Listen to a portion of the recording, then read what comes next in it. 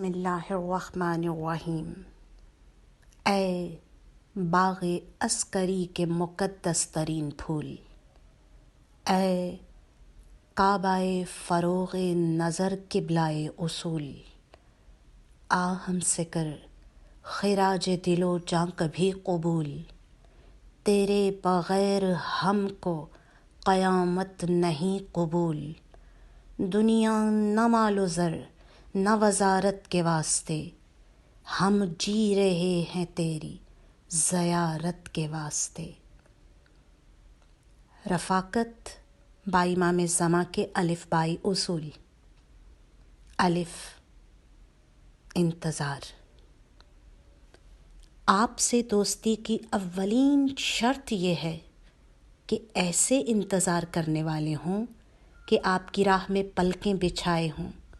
لیکن سچ تو یہ ہے کہ اگر ہمارا کوئی ایسا دوست ہو جس سے سالوں سے ملاقات نہ ہوئی ہو، اس کی راہ دیکھیں اور ملاقات کو تڑپیں۔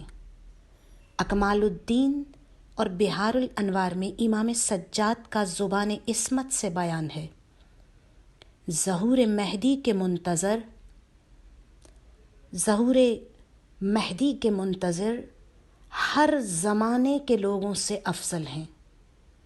انبیاء، اولیاء، اصفیاء، معصومین، صالحین جس کے انتظار میں ہوں، وہ منتظر کہ جس کے لیے کل زمانے کو منتظر رکھا ہو، اس کی شان یہ ہے کہ آسمان سے وسیع، ہمالیہ سے بلند، نیل سے گہرے، سمندر سے زیادہ عمیق، ہیرے سے زیادہ سخت، شام و سحر سے زیادہ منظم اور زمین سے زیادہ تحمل مزاج اور پرتوار۔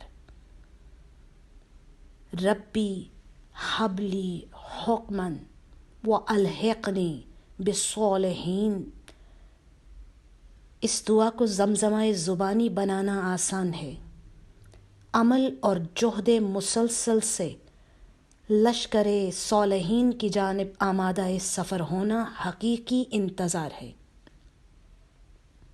منتظر ہاتھ پر ہاتھ دھرے نہیں بیٹھتا، بلکہ ظہور کے محقق ہونے کے لیے بہترین اعمال سے سعی کرتا ہے۔ منتظر آمادہ نہ ہو تو حجت وقت کے ساتھ ظلم ہو جاتا ہے۔ اہل کوفہ خط لکھ کر تڑپ کر بلاتے رہے، لیکن منظر نامہ اس قدر سرعت سے تبدیل ہوا۔ وقت کے محمد، زمانے کے علی ابن زہرا کا سر نو کے سینہ پر بلند تھا۔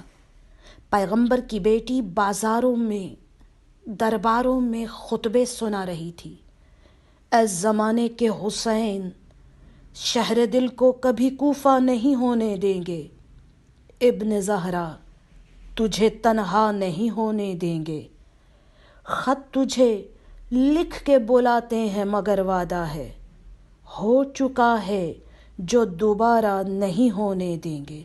وآخر الدعوانا ان الحمد للہ رب العالمین۔